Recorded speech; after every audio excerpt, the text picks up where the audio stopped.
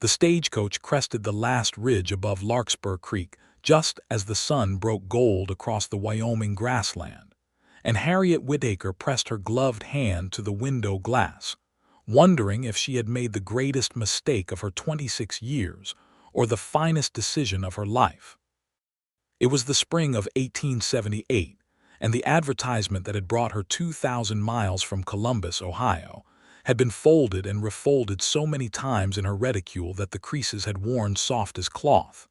Wanted, respectable woman to keep house and mind 3 children on working cattle ranch NEAR Larkspur Creek, Wyoming Territory. WAGES Fair. Character essential.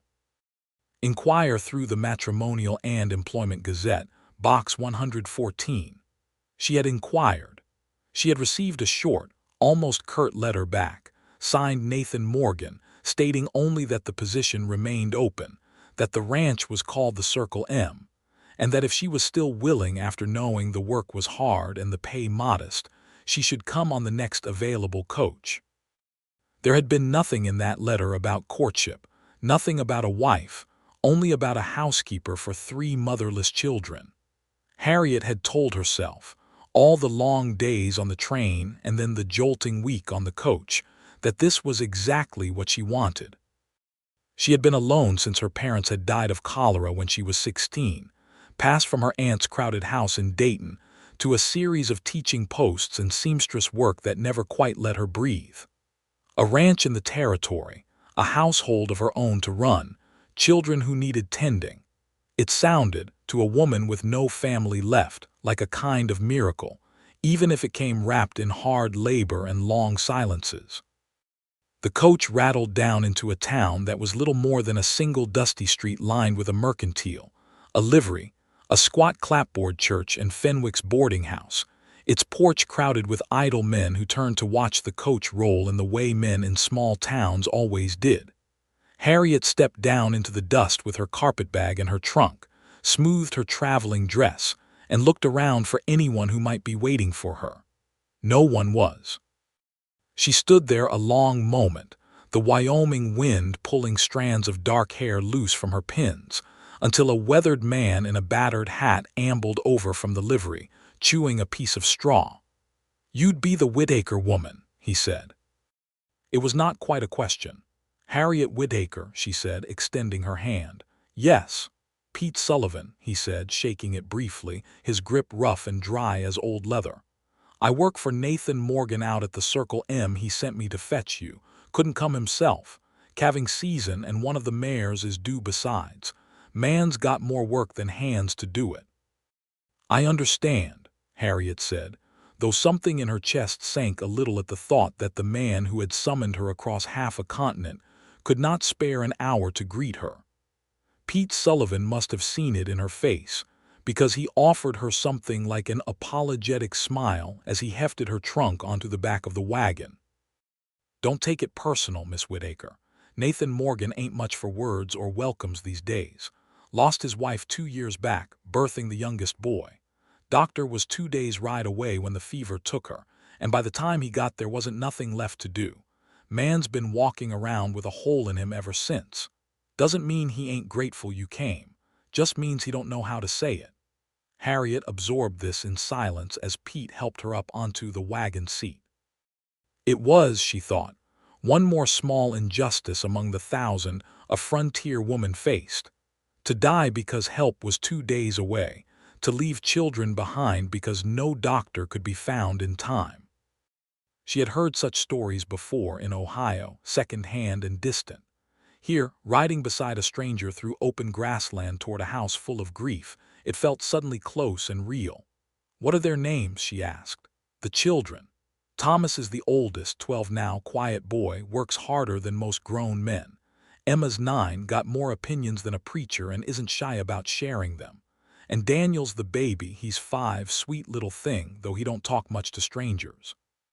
Pete glanced sideways at her. "They've had 4 housekeepers in 2 years, Miss Whitaker. 3 quit within the month. 1 got married off to a fellow from Cheyenne and never looked back. Don't reckon the children take to strangers easy no more." "I don't intend to be run off," Harriet said, with more conviction than she entirely felt. Pete Sullivan laughed, a short bark of surprise. "We'll see, ma'am, we surely will see." The Circle M ranch sat in a wide green hollow between two low ridges, a sprawling log house with a stone chimney, a barn twice its size, corrals, a bunkhouse, and beyond it all the endless roll of grassland where cattle moved like slow dark clouds. Harriet's first sight of it, gilded in late afternoon light, struck her as achingly beautiful and achingly lonesome all at once. Before the wagon had even stopped, the front door of the house flew open and a small figure came pelting across the yard, dark braids flying, pinafore streaked with flour. "Is she here, Pete, is that her?" The girl shouted, skidding to a stop beside the wagon wheel and peering up with frank, assessing eyes. "You're Miss Whitaker." "I am," Harriet said, climbing down before Pete could offer his hand, brushing dust from her skirt. "And you must be Emma." The girl's whole face transformed with delight. "You know my name already. Mr. Sullivan told me on the ride out. He told me about your brothers too, Thomas and Daniel. Thomas is mending fence with Pa. He won't come till supper probably, he's like that." Emma seized Harriet's hand without ceremony, tugging her toward the house. "Daniel's shy. He'll hide behind the woodpile until he decides if he likes you. He did that to the last one too, only he never did decide, and she left anyway." Harriet let herself be pulled along, her heart aching a little at the matter-of-fact way the child spoke of women who had come and gone from her life like seasons. "Well," she said, "I suppose Daniel will simply have to take his time deciding about me. I don't intend to rush him." Emma looked up at her sharply, as if testing the truth of that, and seemed to find it satisfactory, because she smiled again and hauled Harriet up the porch steps. Inside, the house was clean but spare. A big front room with a stone hearth, a long table, and the particular hollow feeling of a home where a woman's hand had once shaped every corner and had been missing from it for a long while.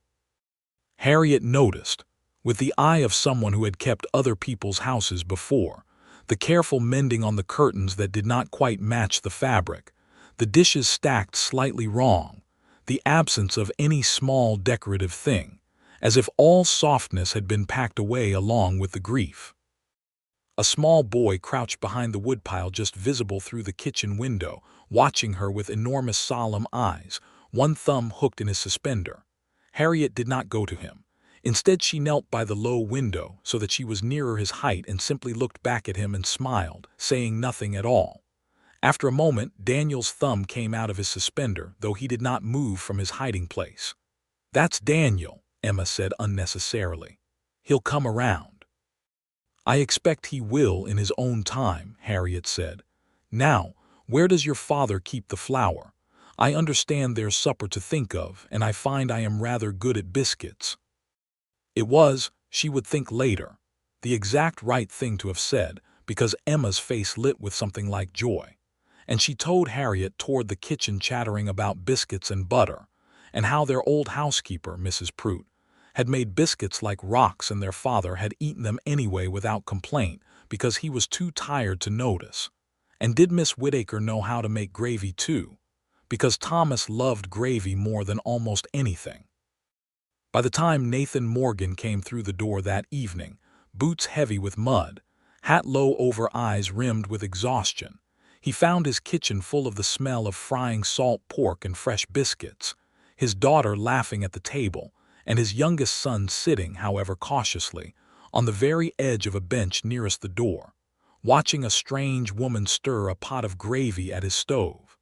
Nathan stopped in the doorway. He was a tall man, broad through the shoulders from years of ranch work, with a weathered, handsome face that might have been quick to smile once and now held itself carefully still, the way a man holds still when he has been hurt too many times to trust an easy feeling. "Mrs. Whitaker," he said. "Miss Whitaker," Harriet corrected, turning from the stove, wiping her hands on her apron. "Harriet Whitaker, Mr. Morgan, I presume." Nathan Morgan. He looked at her for a long moment, taking in, she supposed, the dust of the road still on her hem, the flour on her hands, the way his daughter had arranged herself so happily at the table as though the strange woman belonged there already. Something flickered across his face, gone too fast for Harriet to name it. "You made good time. Mr. Sullivan collected me from the coach. I hope that was satisfactory." "It was necessary," Nathan said, which was not quite an answer, and he hung his hat on the peg by the door and went to wash at the basin without another word. Emma caught Harriet's eye and gave a small, apologetic shrug, as if to say, "That is only how he is, do not mind it." Harriet returned to her gravy and said nothing, though she felt the sting of it all the same, a small cold thing settling in her chest where, for one foolish moment on the ride out, she had let herself hope for something warmer. Supper was quiet. Thomas came in halfway through, a lanky boy with his father's dark hair and careful eyes, and he studied Harriet across the table with the same wary assessment his father wore, though he thanked her politely for the biscuits and ate 3 of them, which Emma pointed out with great satisfaction was more than he had eaten of Mrs. Prute's cooking in a month. Daniel said nothing at all, but he did creep from his end of the bench to sit one space closer to Harriet by the time the meal was done, and when she offered him the last biscuit, he took it without flinching from her hand, which Harriet counted, privately, as a victory.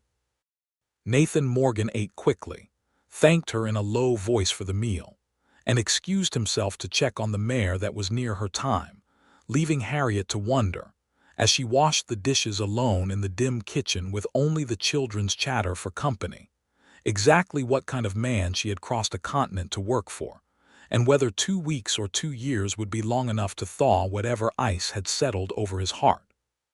The days that followed took on a rhythm Harriet had not expected to find so quickly comforting. She rose before dawn to start the stove and have coffee ready by the time Nathan and Thomas went out to the barns, and though Nathan rarely said more than a few words to her over that first cup, she noticed he never failed to say them, "A low morning, Miss Whitaker," that she came to listen for the way one listens for a clock's chime. It was the children who made the ranch feel, within days, less like a post she had taken and more like a place she might belong. Emma attached herself to Harriet almost immediately, following her through chores, asking 100 questions about Ohio and trains, and whether Harriet had ever seen the ocean, chattering about her mother in small, careful fragments, the way children speak of loss when they are still learning the shape of the word. Daniel took longer, as Emma had warned, but by the 4th day he had taken to sitting beside Harriet on the porch step each evening while she shelled peas or mended shirts, not speaking, simply present, until one evening he laid his small head against her arm without a word and fell promptly asleep, and Harriet had to blink hard against a sudden rush of feeling before she carried him into bed. Thomas was the most careful of the 3, old enough to remember his mother clearly, old enough to have grieved 4 housekeepers who had come and gone, and Harriet did not push him. She simply made sure his shirts were mended before he noticed the tears in them, made sure there was always a slice of pie set aside for him when he came in late from the fields, asked him sensible questions about the cattle and the fences, and listened, really listened, to his answers. It was near the end of the first week that he came in one evening, exhausted and short-tempered from a day spent hauling wood, and found a hot bath already drawn for him behind the kitchen curtain and a plate of food warming on the stove, and something in his shoulders loosened that had been tight for 2 years, and he said, gruffly, not quite looking at her, "Thank you, Miss Whitaker. That's kind." "It's only supper, Thomas," Harriet said gently, though her heart had leapt at the small offering of trust in his voice. "It ain't only supper," Thomas said, and went to eat before he could say anything more, but from that evening on he sought her out to talk about the ranch, about the cattle he hoped to raise himself one day, about his mother in small pieces when the mood took him, and Harriet understood that she had been given something precious and did not treat it carelessly. Nathan Morgan, however, remained a harder country to travel. He was never unkind. He was, in fact, scrupulously fair, careful to thank her for meals, careful to ask if the wages agreed upon were sufficient, careful to inquire whether she needed anything from town. But he kept a distance from her as deliberate as a fence line, and Harriet, watching him from across rooms and across the yard, began to understand that his politeness was its own kind of wall, built so high and so carefully that he might never have to feel anything on the other side of it again. She caught him once, in the second week, standing at the corral fence in the blue hour before dawn, simply looking at nothing, his shoulders bowed in a way that had nothing to do with tiredness. She had come out to fetch eggs and stopped, uncertain whether to speak, and in that hesitation he turned and saw her, and for one unguarded moment his face was so full of old sorrow that Harriet's breath caught. "Forgive me," he said, straightening at once, the wall going back up as quick as a shutter closing. "I didn't hear you." "There's nothing to forgive," Harriet said quietly. "A man's allowed his own thoughts before sunrise." He looked at her a moment longer, something searching in his gaze as though he wanted to say more and did not trust himself to. "Sarah used to feed the chickens at this hour," he said finally, so low Harriet almost missed it. "My wife." "I know," Harriet said. "Emma told me," she said, her mother sang to the hens. A ghost of something crossed his face, not quite a smile but close to one. "She did," terrible voice. The chickens didn't seem to mind. He cleared his throat, as if surprised at himself for having said so much, and picked up his hat from the fence post. "You'd best get those eggs before Emma decides to help and breaks half of them." It was, Harriet thought, watching him walk away toward the barn, the first true thing he had said to her since her arrival, and though it was small, she carried it with her all that day like a coin kept warm in a pocket. The town of Larkspur held its spring social on the second Saturday after Harriet's arrival, a dance in the church hall that half the ranches for 20 miles turned out for, and Emma had talked of little else for days, certain that Harriet must come, certain that her father must be persuaded to bring the whole family for once instead of sending Pete Sullivan to fetch flour, and leaving the rest of them at home. "He never wants to go anywhere since Mama died," Emma confided to Harriet as they hung wash on the line together. "Mrs. Fenwick from the boarding house is always trying to get him to dance, and he never will, and then he looks sad the whole way home." "Mrs. Fenwick?" Harriet asked, keeping her voice carefully light. "She runs the boarding house in town. She brings pies out sometimes and stays a whole afternoon talking to Pa about the cattle prices, only I don't think she cares one bit about cattle prices." Emma wrinkled her nose. "Thomas says she's sweet on him. I think she's silly. She doesn't even like children. She told Daniel to hush once when he was only asking about her hat." Harriet said nothing to that, though she filed it away, and if she found herself dressing with a touch more care than usual on the evening of the dance, brushing out her dark hair until it shone and pinning it up with the single good comb she owned, she told herself it was only because a woman ought to look presentable at a social, and nothing more. Nathan did come, in the end, worn down by 3 days of pleading from Emma and a quiet word or two from Thomas, and Harriet suspected, though she would never have said it aloud, that Pete Sullivan had also had a hand in it, for the old cowboy had a way of appearing at Nathan's elbow with some comment about how a man ought not let his children grow up thinking their father hated joy, delivered with just enough gruff humor that Nathan could not take offense. The church hall was strung with paper lanterns and packed with ranch families in their good clothes, a fiddle and a guitar sawing out reels in the corner, tables groaning under pies and hams brought by every woman for 20 miles.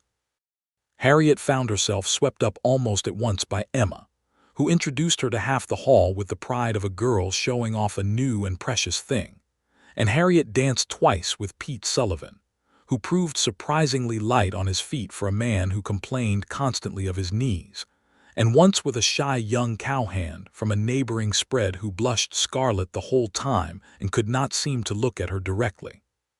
She was near the punch table, catching her breath and fanning herself with a paper fan someone had left behind, when a woman in a burgundy dress with elaborate curls approached, smiling in a way that did not quite reach her eyes. "You'll be the new housekeeper," the woman said. "Dorothy Fenwick, I run the boarding house in town. Harriet Whitaker, it's a pleasure." "I'm sure." Dorothy's gaze traveled over Harriet with the quick, assessing sweep of a woman measuring a rival. "The Morgan children seem quite taken with you. Little Emma hasn't stopped talking about you all evening. Poor Nathan can hardly get a word in." "They're wonderful children," Harriet said evenly. "They are. Motherless, of course, which makes them cling rather quickly to anyone kind to them. It doesn't always mean much in the long run." Dorothy's smile sharpened at the edges. "I've known Nathan Morgan a long while, Miss Whitaker. Known him since before Sarah passed, God rest her. A man like that doesn't give his heart twice. He's grateful for the help, I'm sure, but I wouldn't mistake gratitude for anything warmer if I were you." Harriet felt heat climb her neck, less from embarrassment than from a sudden, surprising flare of temper. "I assure you, Mrs. Fenwick, I came to Larkspur for honest work and nothing more. I have no designs on Mr. Morgan's heart." "No," Dorothy said. "I don't suppose you meant to have any. It happens all the same, sometimes, in these arrangements. I only thought a sensible woman would want to know where she stood." She smiled again, patted Harriet's arm in a gesture that felt more like a warning than a kindness, and drifted off toward the punch bowl, leaving Harriet standing there with her pulse oddly loud in her ears. She did not have long to sit with the sting of it, because Emma came skidding up a moment later, cheeks pink with excitement. "Miss Whitaker, come dance. Pa's just standing over there like a fence post. Somebody's got to make him move." Harriet laughed despite herself. "I don't think your father wishes to dance, Emma. He wishes it, he's only too stubborn to say so." Emma tugged her hand with the same fierce determination she brought to everything. "Please, just ask him. He can't say no to a lady asking. Thomas says it isn't done." Whether it was truly not done, Harriet did not know, but she allowed herself to be towed across the hall to where Nathan stood near the wall, hat in hand, looking as though he would rather be facing a stampede than a room full of neighbors enjoying themselves. "Mr. Morgan," Harriet said, before she could think better of it, "your daughter insists that someone must dance with you before you turn entirely to stone. I find myself volunteered for the task." For a moment she thought he would refuse and braced herself for it, but something in his face shifted, some old habit of manners winning out over reluctance, and he held out his hand. "I haven't danced in 2 years, Miss Whitaker. I'll apologize now for stepping on your feet." "I'll consider myself warned," she said, and let him lead her out among the other couples as the fiddle struck up a slow waltz. He was not, in fact, a poor dancer, only a rusty one, and within a few turns around the floor he had found the rhythm of it again, his hand steady at her waist, his eyes fixed somewhere just past her shoulder as though he did not quite trust himself to look directly at her. "Emma tells me you've quite conquered Daniel," he said, after a silence that had stretched long enough to feel like its own kind of conversation. "I don't know that anyone conquers Daniel. I think he simply decided in his own time that I could be trusted. Children are wiser than we give them credit for. He hasn't slept through a whole night since his mother died. Wakes up crying for her most nights. Emma told me last week he slept clean through 3 nights running." Nathan's jaw tightened, and for a moment Harriet thought he would say nothing more. But then, low, almost reluctant, he added, "I don't know what you've done, Miss Whitaker, but I'm grateful for it." "I haven't done anything but stay," Harriet said softly. "Sometimes that's the whole of what a child needs. To know someone means to stay." Something moved behind his eyes at that, something that looked almost like pain, and Harriet wondered with a pang whether he was thinking of the housekeepers who had not stayed, or of a wife who had not meant to leave but had been taken all the same. He did not answer, and the silence that followed was not unkind, only heavy, and they finished the dance without more words. But when the fiddle stopped, he held onto her hand a beat longer than the dance required before releasing it, and murmured only, "Thank you," before retreating to the wall once more. Dorothy Fenwick watched all of it from across the hall. Harriet noticed, her painted smile gone entirely flat, and Harriet found she could not bring herself to mind. The second week began, as Pete Sullivan liked to say later, with the sky doing something it hadn't done in a month, which was to turn the color of a bruise by early afternoon and then open up entirely. It had been dry for weeks, the creek running low, the grass beginning to brown at the edges, and so when the first fat drops began to fall, the whole ranch turned out with something like relief, until the drops became a downpour, and the downpour did not stop for 6 hours, and the low ground along Larkspur Creek began to swell and rise with a speed that alarmed even Pete, who had ranched that country for 30 years. Nathan and Thomas and 2 hired hands were out through the worst of it, moving cattle off the low pasture before the water could trap them, and Harriet spent the afternoon with Emma and Daniel in the house, trying to keep their fear at bay with stories and songs, while thunder cracked overhead and rain hammered the roof like something trying to get in. It was near dusk, the rain finally slackening to a heavy drizzle, when Harriet realized Daniel was no longer in the front room where she had left him building a tower of wooden blocks. "Emma," she said, careful to keep her voice even, "where is your brother?" Emma looked up and the color went out of her face when she saw the empty spot on the rug. "He was just here." They searched the house in a rising panic that Harriet fought hard to keep from her voice for Emma's sake, calling his name through every room, the barn, the porch, until Emma, white-faced, said, "He talks about the creek. He likes to watch it. Mama used to take him down there before. He still goes sometimes when he's upset. He thinks nobody knows." The creek, swollen now with a full day's storm water, running fast and brown and dangerous along the low ground not 400 yards from the house. Harriet did not stop to think. She grabbed a lantern, though it was not yet fully dark, told Emma in a voice that allowed no argument to stay on the porch and ring the supper bell as loud, and as long as she could to bring the men in from the far pasture, and set off at a run through the mud toward the creek, her skirts dragging heavy and wet, her heart hammering harder than the rain had hammered the roof. She found him at the water's edge, a small figure crouched on a flat rock that the rising creek had nearly surrounded, watching the brown water rush by with the fascinated, oblivious stillness of a child too young to understand danger. "Daniel!" Harriet's voice cracked with fear and relief both. "Daniel, sweetheart, don't move, I'm coming."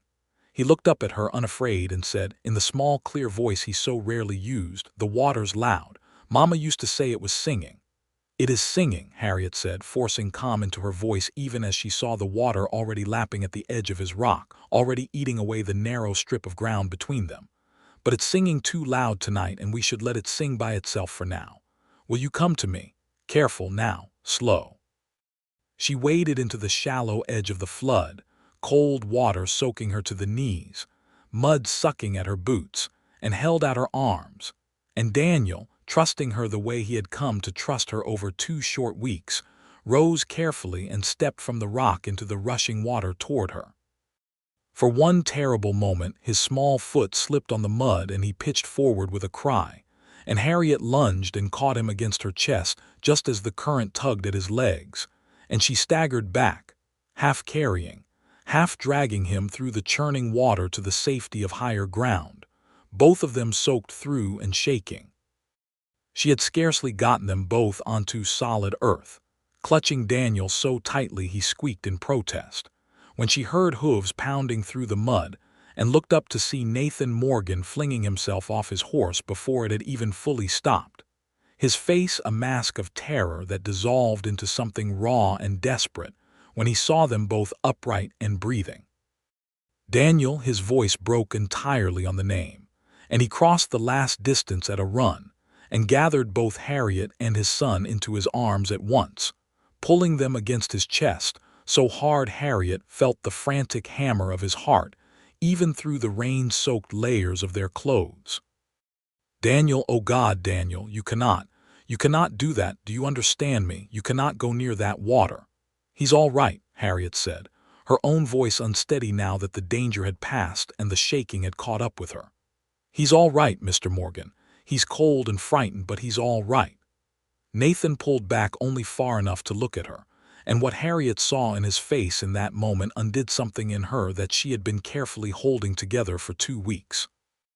There was terror still, and grief riding just beneath it, old grief for a wife lost to circumstance and a doctor 2 days away, and beneath that, something new and startled and entirely unguarded, an emotion he had clearly not given himself permission to feel until this exact moment when he had believed, for one horrible stretch of minutes riding through the storm, that he might lose someone else he could not bear to lose.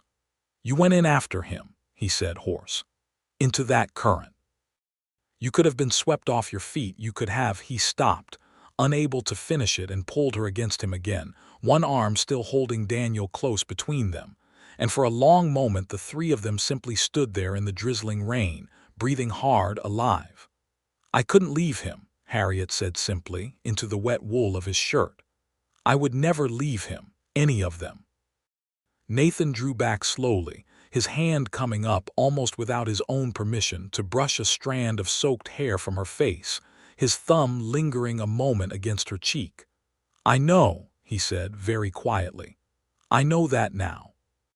They walked back to the house together in the fading light, Daniel carried against Nathan's shoulder, already half asleep despite the ordeal, and Harriet walking close beside them. And though neither of them said anything more of consequence that evening, something had shifted between them as surely as the swollen creek had shifted its banks, and both of them knew it. Emma met them on the porch, having rung the bell until her arm ached, and burst into tears of relief at the sight of her brother safe. And it was Emma, that night, tucked into bed with her small hand still gripping Harriet's sleeve, who said the thing that would echo in Harriet's mind for days after. "I already picked you," Emma said, drowsy and fierce all at once. "Weeks ago. I picked you the first day when you knelt down to look at Daniel instead of making him come to you. I told Thomas we should keep you no matter what. I told Pa too, only he didn't listen, he just said grown-up things about wages and work." Her eyes were already closing. "But I think he's listening now." Harriet sat with her a long while after she'd fallen asleep, turning that over in her heart, and did not go down to the kitchen until she heard Nathan's step on the stairs some time later, coming up from wherever he had gone to sit alone with his thoughts. He found her in the kitchen, wrapping the last of the supper dishes for the morning, and stopped in the doorway, hat still in hand though he had long since come inside for the night. "Miss Whitaker," he said, and then seemed to lose whatever he had meant to say next, standing there with the lamp light catching the exhaustion and something rower still in his face. "Mr. Morgan," Harriet said, when he did not continue, "if you've come to tell me my conduct today was unbecoming, wading into a flooded creek in my good dress, I'll save you the trouble and agree with you entirely. It was not my most dignified hour." A short, surprised laugh broke from him, more relief than humor, and some of the tension went out of his shoulders. "That is not remotely what I came to say." "Then what did you come to say?" He was quiet a moment, turning his hat over in his hands, and when he spoke again his voice had lost its careful, guarded edge entirely. "I came to say that I have spent 2 years telling myself that if I did not let anyone matter, I could not be hurt again the way I was hurt when Sarah died. I built that wall very carefully, Miss Whitaker. I was rather proud of it in a bitter sort of way." He looked up at her, and his eyes were dark with feeling he no longer seemed to be fighting.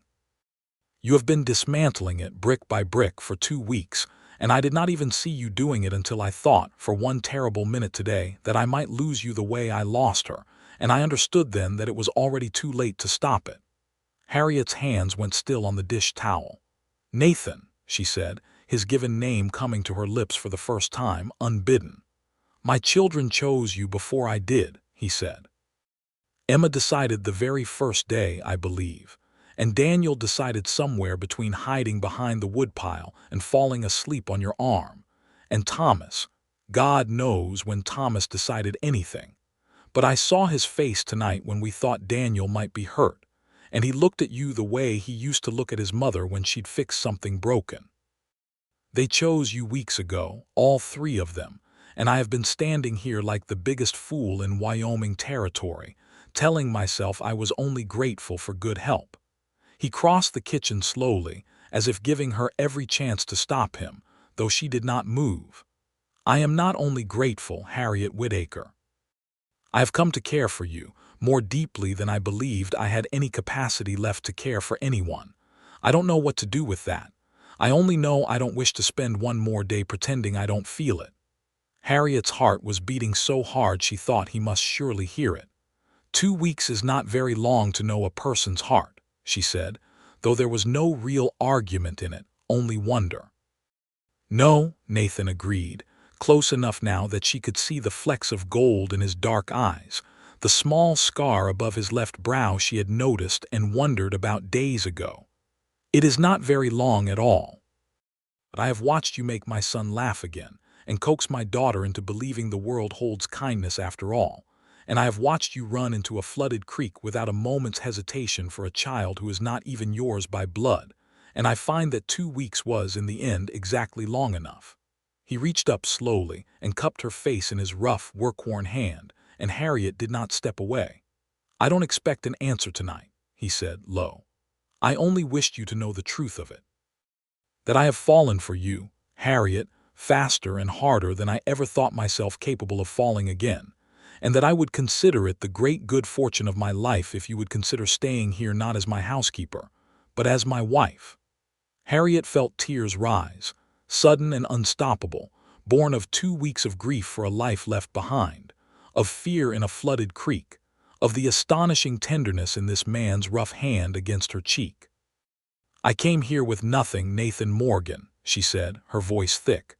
"No family, no place that was truly mine. I did not come looking for love. I came looking for work and shelter and perhaps, if I am honest, some proof that I was not entirely unwanted in this world." "You are wanted," he said fiercely, "by 3 children who chose you the first week, and by their father, who is only ashamed it took him a second week to catch up to them." Harriet laughed, a wet, startled sound, and pressed her hand over his where it cupped her face. "Then I suppose," she said, "that I have an answer for you after all, and it does not require any more thinking on it. Yes, Nathan, I will stay. I will be your wife if you'll have me and love those children as my own for as long as I live." He kissed her then, gently at first, as though he could not quite believe he was allowed to, and then with a fervor that spoke of 2 years of loneliness finally breaking open into something warm and alive again, and Harriet Whitaker, who had crossed 2,000 miles believing herself bound only for a housekeeper's modest wage, found herself instead standing in a lamplit kitchen in Wyoming territory, held in the arms of a man she had come, in the space of 2 remarkable weeks, to love with her whole unguarded heart. They were married 3 weeks later, on a bright June morning, in the same small clapboard church where the spring social had been held, with the whole of Larkspur turned out to see it, Pete Sullivan standing as Nathan's best man and looking prouder than he had any right to be, Emma serving as flower girl and scattering far more petals than the aisle required, Thomas standing tall and solemn beside his father as though he had appointed himself a second groomsman, and Daniel, held in the arms of a neighboring rancher's wife, waving at Harriet the entire way up the aisle with unrestrained delight. Dorothy Fenwick attended, too, to her credit, and offered Harriet a stiff but sincere congratulations at the wedding supper afterward, admitting with a rueful twist of her mouth that she supposed she had been wrong about gratitude and love being different things, at least in this particular case, and Harriet, feeling generous in her happiness, thanked her kindly and meant it. The years that followed were not without their hardships, for ranch life in Wyoming territory in those days rarely offered an easy road.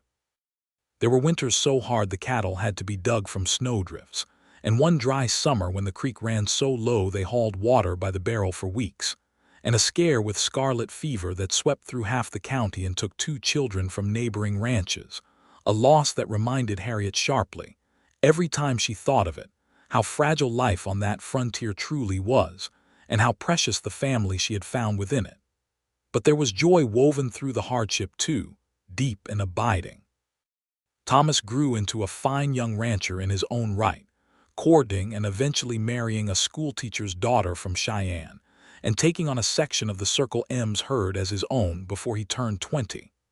Emma grew bold and clever exactly as she had promised as a girl, and there was talk, by the time she was 17, of her attending a proper school in Denver to become a teacher herself, a dream Harriet and Nathan both encouraged with fierce pride. Daniel, who had once hidden behind woodpiles from every stranger who came near, grew into a boy who followed Harriet everywhere with an easy trust that never wavered, and who called her mother from his 7th birthday onward without anyone ever suggesting he should. And in the spring of 1880, not 2 full years after Harriet had stepped off a dusty stagecoach into a life she had never dared to hope for, she gave birth to a son of her own, a dark-haired boy they named William, delivered safely with a midwife from town at Nathan's insistence. For he had sworn, the day he married Harriet, that no woman under his roof would ever again face childbirth without proper help close at hand, whatever the cost or the ride required to fetch it. 2 years after that came a daughter, Grace, born in the depths of a cold January with snow drifted to the windowsills, and Nathan held his newborn daughter by the fire that night and wept, unashamed, telling Harriet through his tears that he had believed, once, that joy like this had been buried with Sarah, and that Harriet had taught him, patiently and without ever once demanding it of him, that a heart broken clean through could still grow whole enough to hold new love without betraying the old. Harriet Whitaker Morgan lived the rest of her long life on the Circle M ranch beneath the wide Wyoming sky, and she would say, whenever anyone asked how she had come to marry a widowed rancher, she had known only 2 weeks before he declared his heart, that it had never truly been a matter of 2 weeks at all. It had been a matter of 3 children who had known, from the very first afternoon, exactly what their family was missing, and a father wise enough, once the fear finally loosened its grip on him, to trust what his children had seen in her long before he allowed himself to see it too. Love, she liked to tell her own children and grandchildren in later years, gathered around the same long table where she had once made her very first pot of gravy for a family of strangers, does not always wait for careful timing or proper courting. Sometimes it simply arrives on a dusty stagecoach, kneels down to a frightened little boy's height, and waits, patient and certain, for the rest of the heart to catch up.